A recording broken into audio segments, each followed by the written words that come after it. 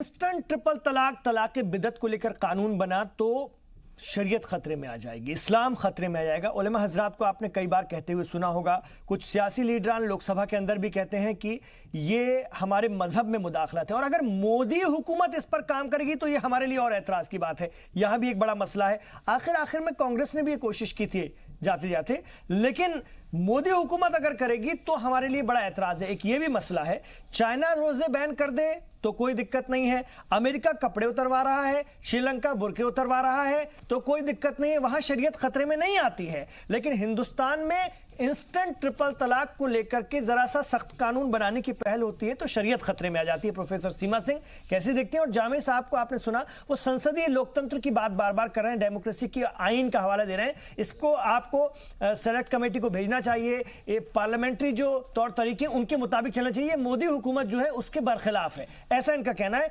लेकिन यह भी एक सच्चाई है कि इसी मुद्दे पर कहा जाता है, कुछ आंकड़े भी हैं कि मुस्लिम खवातीन ने बड़े पैमाने पर इस बार भारतीय जनता पार्टी को वोट किया क्योंकि उन्हें न्याय की उम्मीद थी और एक मुहिम चली थी। उलेमा हजरात को तो पता भी नहीं है, मुस्लिम लीडरान को तो मालूम भी नहीं है, चुपचाप कमल छाप, नीचे से पता लगा घर ही घर में मुहिम चल गई, महिलाओं ने आदमियों को भी नहीं बताया और वोट करके आ गई कमल के फूल पर। अब हुकूमत कर रही है तो भी तकलीफ। क्या कहेंगी सीमा जी? देखिए इमरान भाई, इसमें जो आपने बात बोली इसमें दो महत्वपूर्ण मुद्दे हैं। एक तो इसमें जो है पॉलिटिकल पार्टीज की जो पॉलिटिकल आइडियोलॉजी या जो उनके पॉलिटिकल बेनिफिट्स हैं, और दूसरा इसमें जो इसका कॉन्स्टिट्यूशनल एस्पेक्ट है। अगर आप आज़ाद हिंदुस्तान के पहले की तस्वीर देखिए तो सबसे पहले मुसलमानों ने अंग्रेजों ने डिवाइड एंड रूल की पॉलिसी को शुरू किया था।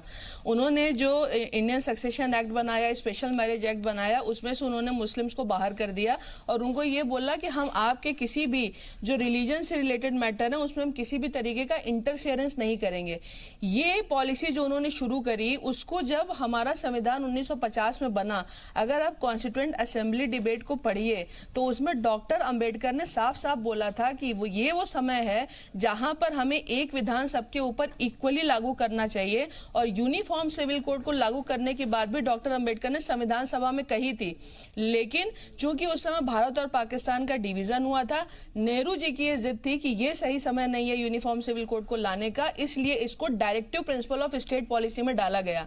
Directive principle of state policy में डालने का सिंपल सा पर्पज ये था कि जब परिस्थितियां अनुकूल हों तब आप इस पे कार्रवाई करें और आप यूनिफॉर्म सिविल कोड बनाएं।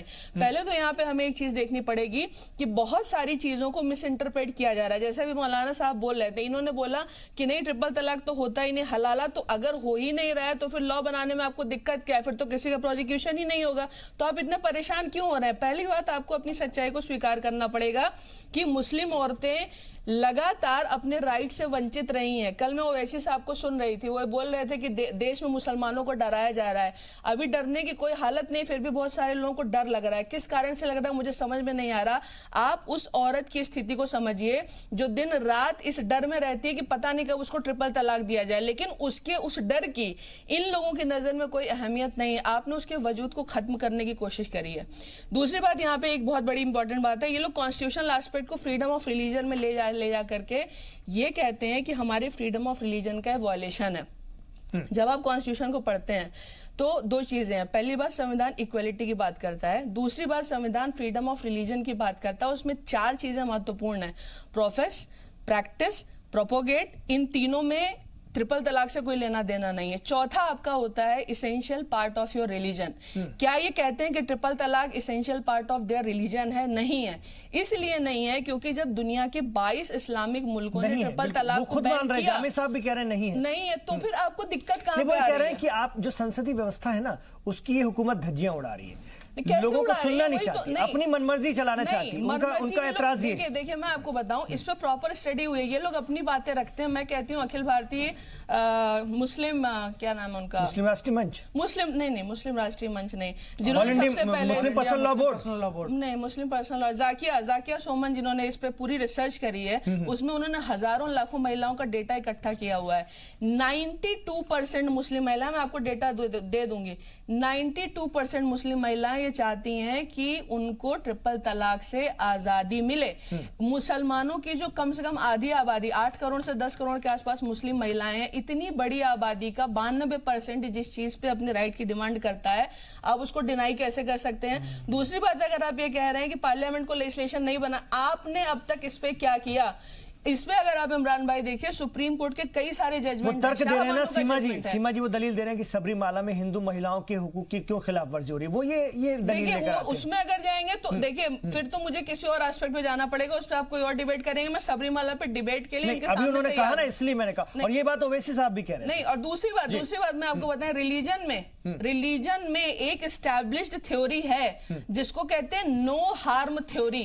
मंदिर में अगर औरतें जाएं या ना जाएं उससे किसी का नुकसान नहीं है, लेकिन अगर आप किसी औरत की अस्मिता पे ट्रिपल तलाक के थ्रू सवाल उठाते हैं वो नो हार्म थ्योरी में कवर नहीं होता। और जैसे ही नो हार्म थ्योरी रिलीजन पे लगती है, कोई भी ऐसी प्रैक्टिस जो किसी की व्यक्ति की डिग्निटी को हिट करती है, उसकी प्रॉपर्टी को, उसकी लाइफ को किसी भी तरीके का थ्रेट पहुंचाती है, वो रिलीजियस इम्यूनिटी में कवर नहीं होगी और उस पर लॉ बनाया जा सकता है। हाँ ठीक है, मैं आ रहा हूं, बस जरा एक मिनट में थोड़ा सा चाह रहा हूं कि सबको अब मौका मिल जाए अपनी बात रखने का। मैं आना चाहूंगा रोली त्रिपाठी के पास।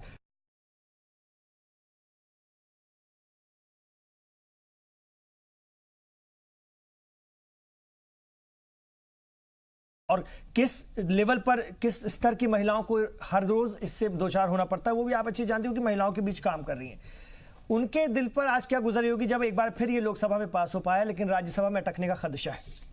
पहली बात मैं ये बोलूँगी, आप एक मुस्लिम जगह जाएं और वहाँ पे एक छोटे से भी कोई प्रोग्राम भी करें, मैं करती रहती हूँ छोटे छोटे प्रोग्राम, तो महिलाएं आती ही नहीं है घर से बाहर। आधे से ज़्यादा काम, अब मैं ज़मीनी हकीकत बता रही हूँ, या कॉन्स्टिट्यूशन की बात नहीं कर रही हूँ, मैं कोई चीज़ की बात नहीं कर रही हूँ। ज़मीनी हकीकत ये है कि औरतें नहीं, सारे आदमी आके उस चीज़ में भाग लेते हैं। औरतें घर में बच्चा पाल रही होती हैं, औरतें घर में सामान लेने जा रही होती, औरतों को बाहर की दुनिया के बारे में पता ही नहीं है। जिस आपने स्तर की बात करी ना, किस स्तर की औरतों के लिए कानून बन रहा है, जो औरतें हैं उनको अपने लॉज, अपने राइट्स के बारे में जानकारी नहीं है, उनको पता ही नहीं गलत और सही में क्या चीज, जो उनके माँ बाप ने उन्हें बोल दिया वही उन्हें सच और गलत पूछ रहा हूं आपसे, हलाला का शिकार उस बड़े पैमाने पर हो रही जिसका जिक्र सीमा जी या माधवी जी कर रही थी, जिस पर जामी साहब को एतराज था। हलाला की दुकानदारी क्या निचले लेवल पर, चलिए मैं ऊपर के लेवल की बात नहीं करता, निचले लेवल पर है बनी हुई? बिल्कुल बनी हुई है। मैं तो मुस्लिम एरिया में जाके जब मैं काम करती हूँ तो मुझे बुलाना पड़ता है उन औरतों को कि आप लोग बाहर आइए, आप लोगों को पता है कि आप लोगों के लिए सरकार ने ये सुविधाएं दी है, आपके बच्चे इन स्कूल्स में जा सकते हैं। उनको अपने अधिकारों के बारे में बेसिक नॉलेज नहीं है। तो इतने बच्चे होने के बाद उनको ये अधिकार नहीं है कि वो बच्चे अपने कंट्रोल कर लें, उनको ये अधिकार नहीं है कि वो अपने बच्चों की पढ़ाई के लिए उनको लाइन लगानी पड़ती है, उनके लिए एजुकेशन सिस्टम थोड़ा सा, कौन उनके लिए खड़ा होता है? कोई नहीं खड़ा होता। उनके पास सुविधाओं की अवेयरनेस ही नहीं है। दे डोंट इवन नो कि हमारे पास अवेयरनेस सबसे बड़ी चीज है, उन लोगों के पास नॉलेज ही नहीं, इन्फॉर्मेशन ही नहीं पहुंच पा रही है। आपको क्या लगता है कि वो इस वक्त हमारी डिबेट देख रहे होंगे? जो निचले स्तर की औरतें हैं वो अपने घर में अपने बच्चों का पेट पाल रही होंगी या सुबेरे उठ के अपने पति के लिए खाने की तैयारी कर रही हूँ। हम लोग नीचे लेवल तक बातें कब पहुंचाएंगे? मेरा तो सबसे बड़ा मेजर कंसर्न है ये है। और दूसरी बात ये कि ये एक बहुत बड़ी कुप्रथा है। अगर आप बताएं, जैसे पुराने समय से अगर आप चलते चलाए, हिंदू में भी अगर आप कहें तो सती प्रथा, बाल विवाह और पर्दा प्रथा जैसी बहुत सारी जो चीजें थी धर्मों से जुड़ी थी, वो धीमे धीमे करके विलुप्त हो गई। संविधान में चेंज हुआ और वो चीजें विलुप्त हो गई क्योंकि ये एंटी ह्यूमन थी। तो ये this is again anti human thing और इट शुड गेट डिसअपियर्ड। और इसके लिए मुझे लग रहा है इन सब बातों का कोई डिस्कशन ही नहीं होना चाहिए। और हाँ, गैर इंसानी, डॉक्टर जीनत शौकत अली, गैर इंसानी ये चीजें हैं। गैर इंसानी चीज को लेकर के इतनी बहस, इतने एतराजात, आपको क्या लगता है होने दिया जाएगा? चाहे उलमा हजरात की बात कर लें, चाहे सियासी जमातों की बात कर लें, और हुकूमत की मंशा भी क्या उतनी सीरियस है, क्या उतनी संजीदगी है, क्या आपको लगता है क्या? इसी सबसे पहले ये है कि जैसा एंटी ह्यूमन है, एंटी विमेन है और ह्यूमन राइट्स के खिलाफ है। देखिए, इस किस्म से जो आप औरतों को आइसोलेट कर देते हो, उनको अपने हुकूक का पता नहीं चलता है ना, उनको आप मेहनत करते हो, वो हुकूक जो वो प्रॉफिट ऑफ इस्लाम ने जो पूरे हुकूक औरतों को दिए, ही टर्न द क्लॉक 360 डिग्रीज और उनको इतने सारे हुकूक दिए, उनको वो हर चीज में डिबेट करती थी, वॉर में जाती थी, हदीसें लिखती थी, बहुत सारी चीजें। लेकिन आज हमारी औरतों को कुछ पता ही नहीं है। उनके लिए एक एजुकेशन होना जरूरी है कि उनकी राइट्स इन इस्लाम क्या है, उनकी राइट्स अंडर द कॉन्स्टिट्यूशन क्या है। एंड आई थिंक गवर्नमेंट को ये बात बहुत सीरियसली लेना चाहिए और ऐसी किस्म, इस किस्म का एक माहौल या इस किस्म की एक क्लास या इस किस्म का एक माहौल होना चाहिए जहां ये औरतों को पता आपको नहीं चले लगता कि इस्लाम मोदी ने इनको हुकूमत क्या आने के राइट्स बाद दिए? 2014 के बाद ये पहले और माहौल कम से कम कॉन्स्टिट्यूशन बनना में क्या तो शुरू राइट हुआ, दिए? इस पर बहस तो होनी शुरू की जो आज हम इस हालत तक पहुंचे हैं। हाँ, कम से कम बिल्कुल। ये मामला बना अरे, तो, वरना जी तो लोग हाँ। इस पर बात ही नहीं करते थे। मुसलमानों को गटर पर छोड़ दो, ये जो गटर पर फेंकने वाले लोग थे ना, मुसलमानों को गटर में डाल दो, ये गटर में डालने का भी ये भी एक उसमें एक बिल्कुल। तरीका है कि उनको ट्रिपल तलाक में उनके भरोसे छोड़ दो, वो भी डालो गटर में। कहा ना आरिफ मोहम्मद खान साहब ने, राजीव गांधी के जमाने में किसने नहीं, कहा था? I agree। नरसिम्हा राव जी ने कहा था कि गटर में जाने दो इनको। तो ये जो पार्टियां थी या जो हुकूमतें थी कि हाँ, चाहती थी कि बिल्कुल। बहुत बड़ी अकलियत गटर में रहे, तो क्या उनको गटर से निकालने की ये बेहतर कोशिश नहीं हो रही है? हो रही है और ये मैं एडमिट करती हूँ, इसके लिए मैं गवर्नमेंट को बधाई देती हूँ। आई वेलकम दिस बिल और आई होप कि राज्यसभा में हमारे जो the people who run the government और जो हमारे बड़े हैं जो पार्लियामेंट में बैठते हैं और जो लॉज बनाते हैं, वो उनके दिल में ये बात उतरे कि मुस्लिम विमेन को अपनी राइट्स मिलना जरूरी है। अपना ईगो सामने नहीं आना चाहिए कि मैंने कहा वो होना चाहिए, आपने कहा वो ठीक है अपनी जगह पे, लेकिन जो सही चीज है और जो औरतों के राइट्स है और जो कॉन्स्टिट्यूशन ने दिया है, जो उनके मजहब ने दिया है और जो उनकी बर्थ राइट है, जैसा कि you know this is my birthright and I should have it, so this is your birthright, your equality, it is your birthright, your dignity, it is your birthright to do the right thing. So as my birthright I demand, और मैं demand करती हूँ हमारी राज्यसभा से कि ये आप please इसको खुले दिल से सोचे, सच्चे दिल से सोचे, इसको पॉलिटिक्स के बाहर से देखें। लेकिन अपोजिशन तो ऐसा लगता है जैसे उलमा हजरात के दबाव में है, जो कि औरत को कम आंकते हैं इस्लाम के अंदर में, और तरह तरह के हवाले देते हुए, तरह तरह की बातें कहते हुए दोयम दर्जे की उसको देने की कोशिश करते हैं। हालांकि बार बार कहते हैं कि इस्लाम में औरत को बहुत हुकूक दिए गए हैं, इस्लाम में औरत की सबसे ज्यादा इज्जत है, लेकिन औरत ही जानती है कि इस्लाम में के मानने वाली औरत की हालत क्या है। आप ज्यादा अच्छे से कह पाएंगी डॉक्टर जीनत, अगर मैं गलत नहीं हूं तो। नहीं, बिल्कुल सही है। मैं आपको बताऊं कि पॉलिटिकल इस्लाम में पुराने जमाने में औरत बैयत देती थी, यानी कि राइट ऑफ वोट उनको था, बैयत यानी कि लीडर सिलेक्ट करती थी, वो पॉलिटिकल में हेल्प करती थी, वो वॉर में जाती थी, अपने डॉक्टर्स बनती थी वो, और उन साइंटिस्ट बनती थी। मेरे पास तो एक मैंने पूरा किताब लिखी है ये बात पे, और मेरा एक नया पेपर छपने जा रहा है जिसमें मैं बता रही हूँ आपको कि विमेन जो है उनका कंट्रीब्यूशन, वो कैसे वेल्स बनाए, वो कैसे हेल्प करे। आज जो पहला एजुकेशन इंस्टीट्यूशन जो बना है और जिसमें दरवाजे में यूनाइटेड नेशंस में रखा है, वो मुसलमान औरत ने करी है, Fatima ibne Firi. So you see she was a Moroccan. उसके बाद उनके अब्बा ने उनको बहुत सारे रुपये दिए थे, तो उन्होंने कहा क्या किए, यूनिवर्सिटी बनाई, the first university in the world practically. तो आप सोचिए, ये इग्नोरेंस जो है हमको जो खाया जा रहा है ना, वो इग्नोरेंस है। और बिकॉज हम इग्नोरेंट है, जो लोग अपनी दुकानदारी चलाना चाहते हैं वो आपको इग्नोरेंट रखना चाहते हैं, वो चाहते नहीं है कि आपको पता चले। जैसे कि हमारे इंडिया में भी वही बात थी, हमारे इंडिया में भी वही फराग दिली थी फॉर विमेन ऑल्सो, लेकिन वो जो चीजें हैं वो हमने दबा के रखे, और ये पेट्रियार्की और मिसोजिनी है, is cutting across the world. अगर आप देखिए तो यूनाइटेड स्टेट्स में भी 19th century, late 19th century में वोटिंग राइट्स मिली, लेकिन हमारे इस्लाम में जो है वो जब बैयत देते थे वो वोटिंग राइट है। लेकिन आज आप ये बातों पे सोच रहे हैं, आपकी औरतों को ये पता नहीं है कि आपकी उम्मुल मोमिनीन जो हजरत खदीजा थी, वो फर्स्ट लेडी थी जो रसूल को एक्सेप्ट करी। उनकी बेटी की वजह से पूरी लिनेज चली है। उनकी बेटी फातिमा लड़के से नहीं, उनकी बेटी से लाइन चली, उनकी लिनेज बनी है।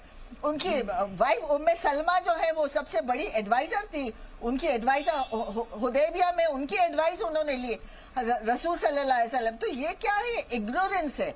और मेरा बहुत दिल दुखता है कि ये सच बात जो है वो क्यों नहीं बताते। बहुत बड़ी बात, बहुत अहम बात, ड्यूटी है ये बताना, बहुत है। ये सच बात बार बार छिपाने की कोशिश की गई, और आज हम यहाँ पर आ गए, इस बहाने पर खड़े हैं, और सुप्रीम कोर्ट में जाकर के ये कहा गया है, ये भी एक सच्चाई है कि औरतों में तो अकल ही नहीं होती है। ये इस तरह की दलील दी गई है, जब दलील दी गई तो भुगतो। अब हुकूमत सख्ती के साथ अपना कानून लेकर आ रही है, आपकी नहीं सुनेगी और एकदम नहीं सुनेगी। आपकी जब दलीलें इस तरह की रही है तो आपकी कोई बात नहीं सुनी जाएगी। और इस पर भी मैं बात करूंगा इस छोटे से ब्रेक के बाद कि ये जो मॉब लिंचिंग को लेकर के कल तक जो चिट्ठियां लिख रहे थे। ये क्या मुस्लिम औरतों की ज़हनी लिंचिंग जो हो रही है ट्रिपल तलाक के जरिए, इंस्टेंट ट्रिपल तलाक के जरिए, उस पर भी कभी कोई चिट्ठी लिखेंगे मोदी हुकूमत को? उस पर भी कभी तरस खाएंगे, दया खाएंगे? इस पर भी बात करूंगा मैं इस छोटे से वक्फे के बाद।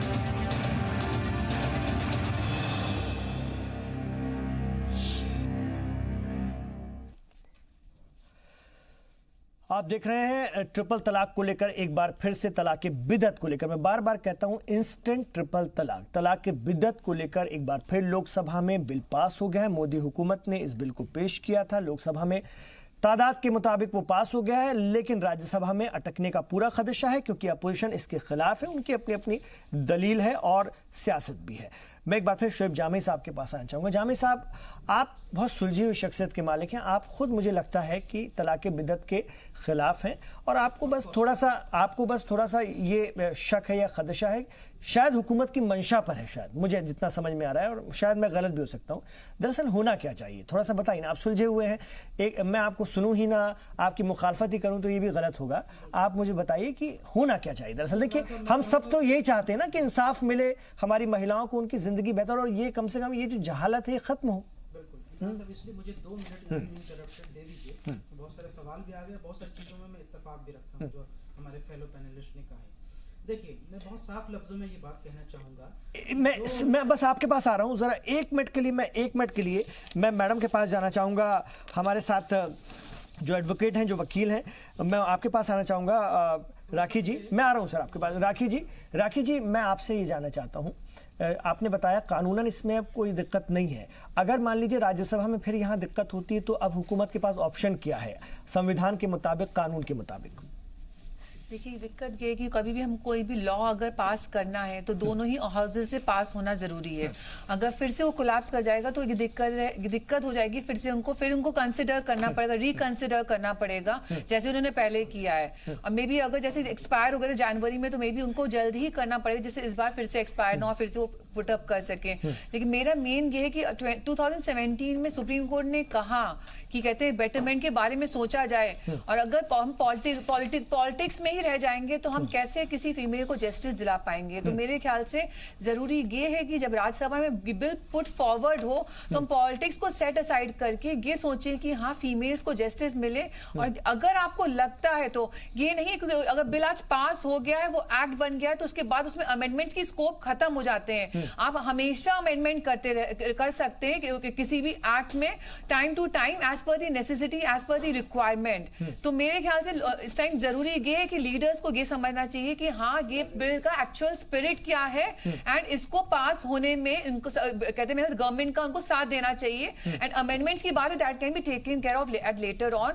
जब बिल पास हो जाएगा, आपको लगता है तो वो बाद में भी हो सकता है, ऐसा नहीं इसको कंसिडर नहीं किया जा सकता है। माधवी अग्रवाल, चैलेंजेस तो अभी भी आपके सामने हैं, लेकिन आप लोग इस पूरे मामले को लेकर बजिद भी हैं और ये आपकी पॉलिटिकल जो हिकमत अमली है उसका भी हिस्सा है। मैं आ रहा हूँ, आपकी पॉलिटिकल हिकमत अमली का भी हिस्सा है। क्या लगता है कितनी दृढ़ इच्छा शक्ति से इस पर काम हो पाएगा? देखिए, मुझे ऐसा नहीं लगता कि ये इसमें कोई राजनीति हो रही है या पॉलिटिकल कुछ इसमें डाला गया है, क्योंकि जब ये मुद्दा उठाया गया तो प्रधानमंत्री जी ने इस मुद्दे को उठाया जब वो प्रधानमंत्री बने। तो ये एक नेसेसिटी थी कि देश के लिए जो कि एक कानून होना बहुत ज़रूरी है। महिलाओं के जो उत्पीड़न हो रहे थे और महिलाओं के साथ ही देखिए एक ट्रिपल तलाक को एक खिलवाड़ बना लिया था, SMS के द्वारा, चिट्ठी के द्वारा, पोस्ट के द्वारा, जिस तरीके से भी बस 3 तलाक दिया और छोड़ के घर से बाहर निकाल दिया। रोटी जल गई तो तलाक दे दिया, शराब के नशे में तलाक दे दिया। उसके बाद फिर क्या है, अगर जब उनको ज्ञान आता था, उनको होश आता था, तो उसके बाद में फिर उनका हलाला हो। तो ये जो होता रहा था, उसकी वजह से प्रधानमंत्री जी ने सोचा कि ये चीज खत्म होनी चाहिए। उन्होंने इसको राजनीति का मुद्दा बिल्कुल नहीं बनाना चाहा था। ये बिल्कुल ये था कि देश में एक कानून होना बहुत जरूरी है। इसलिए मैं राजनीतिकरण इसको तो बिल्कुल नहीं मानती हूँ। लोग इसको जबरदस्ती का जो है राजनीतिक रूप देना चाहते हैं, क्योंकि वो अपनी बात को सही साबित करने के लिए क्या रूप देंगे, क्योंकि एक तरीके से सभी जानते हैं इस बात को कि एक देश का जो एक मजबूत वर्ग है महिलाओं का, उनके साथ उत्पीड़न जो हो रहा है, आपकी नियत थी तो ये कहते हैं ना कि सब कुछ सुन लेना चाहिए था, बाकी लोगों को भी सुन लेना चाहिए था। उस धर्म के जिस धर्म के लिए बन रहा था, उस धर्म के लोगों को, बुद्धिजीवियों को भी ले लेना था। जी बिल्कुल बिल्कुल, नियत बिल्कुल अच्छी है, नियत में कोई कमी नहीं है। देखिए नियत में बिल्कुल कोई कमी नहीं है, नियत बिल्कुल साफ सुथरी है। अगर नियत अच्छी नहीं होती तो शायद ऐसा नहीं होता कि मुस्लिम महिलाएं, मुस्लिम बहनें आकर इसका जो है सहयोग करती और साथ ही साथ हमें वोट भी देती। तो ये बिल्कुल अच्छी नियत से बनाया हुआ है। बदनीयत कहाँ है? बदनीयत उनकी है जो इस ट्रिपल तलाक को खत्म नहीं करना चाहते। वो चाहते हैं कि महिलाएं जो हैं उनके पैर के नीचे दबी रहें, उन्हें ज्ञान ना आए। सही बात है, क्योंकि जो महिलाएं होती है वो घर की सबसे मजबूत कड़ी होती है, क्योंकि कहते हैं कि एक महिला अगर समझदार पढ़ी लिखी हो तो पूरा घर पढ़ा लिखा होता है। तो नहीं चाहते वो कि हम लोग बैकवर्ड रहे हमेशा। वो चाहते हैं कि महिलाओं को हम लोग इसी तरीके से दबा के रखें, 3-3 शादियां करते रहे, अलग अलग रिश्ते बनाते रहे, हलाला करते रहे। तो वो क्यों चाहेंगे कि इसको ठीक तरीके से पारित किया जाए? आपकी नेक नीति है राजनीतिक रूप से, इसमें आप कुछ आपकी कोई राजनीति नहीं। ठीक है, मैं अब जामिया साहब के पास आना चाहूंगा। जी देखिए इमरान साहब, मैं बहुत साफ लफ्जों में कहना चाहता हूँ कि जो उलमा इकराम या जो भी स्कॉलर्स इस बिल का या फिर ट्रिपल तलाक का, या तो बिल का जो है वेहेमेंटली अपोज करते हो या ट्रिपल तलाक का सपोर्ट करते हो, या तो वो आइदर इग्नोरेंट हैं या फिर किसी ना किसी पॉलिटिकल लॉबी से पीड़ित हैं। लेकिन जो स्कॉलर्स या जो उलमा इकराम इस बिल की चर्चा में भाग लेते हो और सही इंटेंशन के साथ, इसमें पॉजिटिव इंटेंट के साथ काम करते हो मिल करके, मैं समझता हूं कि वो देश की लोकतांत्रिक व्यवस्था के लिए बेहतर है। अब मैं वो दूसरे वाला हिस्सा हूं जो पॉजिटिव इंटेंट के साथ बात करता हूं। देखिए, चूंकि एक एग्जाम्पल बहुत बड़ा महिला सशक्तिकरण का हमारे हजरत मोहम्मद मुस्तफ़ा सल्लल्लाहु अलैहि वसल्लम ने दिया कि पहली बार ऐसा हो रहा था अरब के खित्ते में कि हुजूर सल्लल्लाहु अलैहि वसल्लम ने जब हजरत अली रज़ियल्लाहु तआला अन्हु का जो प्रपोजल आया कि हजरत फातिमा रज़ियल्लाहु तआला अन्हा से शादी का, तो हुजूर ने कहा कि नहीं, मैं बाप तो हूँ हजरत फातिमा का, लेकिन मैं हाँ नहीं कह सकता हूँ जब तक हजरत फातिमा से मैं पूछ ना लूं। और हुजूर ने जाकर के हजरत फातिमा से कहा कि तुम अगर राजी हो तभी मैं तुम्हारी शादी हजरत अली से कराऊंगी। तो उन्होंने पहला वो मैसेज दिया कि औरत का हुकूक क्या है, उसकी वो मर्जी चलेगी। आज तो आप गांव खेड़ों में देखें कि बाप जो है अपनी मर्जी से ही बेटी की कहीं भी शादी करते हैं, लेकिन हुजूर ने वो एक एग्जाम्पल दिया। अगर इस चीज को भी आप समझे ना, तो इस्लाम अपने आप में महिला सशक्तिकरण का एक बहुत बड़ी पराकाष्ठा है। पिछले 70 सालों से जामिया साहब क्या कर रही थी? सारी तंजीमें, सुनिए ना, सारे उलमा हज़रात, मुस्लिम पर्सनल लॉ बोर्ड और ये तमाम लोग, मैं मानता हूं कि मुस्लिम पर्सनल लॉ बोर्ड या इस तरह की तंजीमों ने बहुत गलत स्टेप लिए, मैं उसका कभी सपोर्ट नहीं करूंगा। लेकिन एक पॉजिटिव इंटेंट की बात के एतबार से हमने कहा कि शाहबानो मामले में तो आप लोग जिद करके बैठे थे, आज रविशंकर जी ने पलटवा दिया, आज आपने बहुसंख्यक वर्ग को बड़ा हथियार दे दिया। वहां से जो आज नफरत की बयार चली वो आज तक कर रहे हैं, मुसलमान उसको भुगत रहे हैं और दोनों वर्गों के बीच में हमेशा खिंचाव बना रहता है। माननीय लॉ मिनिस्टर रविशंकर जी ने कहा संसद में कि भाई ये औरत की गरिमा, महिला की गरिमा का सवाल है।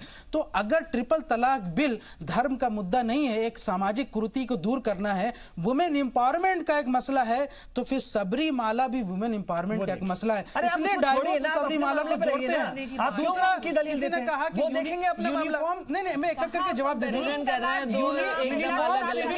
बात हुई, आपको मालूम होना चाहिए कि 1937 एक शरिया लॉ है जो कॉन्स्टिट्यूशन का इंटीग्रल पार्ट है। 1937 जो है वो शरिया जो है कॉन्स्टिट्यूशन का इंटीग्रल पार्ट है। ये अंग्रेजों की सबसे बड़ी चाल थी, आप सुनिए ना, अरे है ना, हटा तो नहीं है ना। तो ये ये मुस्लिम यही तो Constitution बनने ये से उसके ये बाद तो शादी नहीं चलेगा आपका, ये ये तो आप नहीं पर्सनल समझ रहे हो। यही पर्सनल लॉ को जो है ना ये करता है, गाइड करता है। तो जहां जहां धार्मिक आजादी के नाम पर जो बातें होती है वो इसी लॉ के तहत, तो कॉन्स्टिट्यूशनली आप उसको चैलेंज नहीं कर सकते। लेकिन मैं क्या कह रहा हूं कि ये सामाजिक कुरीति है, इसको खत्म होना चाहिए। अगर सरकार की मंशा सही है तो इसको जो पार्लियामेंट्री स्पिरिट है और निजाम है उसके तहत आप इसको कर लें। इंशाल्लाह मैं कहता हूं कल के कल ही जो है ये पास हो जाएगा और तमाम महिलाओं की जो पीड़ित है और जो है उनका जो है निवारण हो जाएगा और मुझे बहुत खुशी होगी। इस देश की राजनीति लेकिन सवाल ये है कि आप देखें ना कि जनता दल यूनाइटेड जो है वो आपके नीतीश कुमार इतने सुलझे हुए व्यक्ति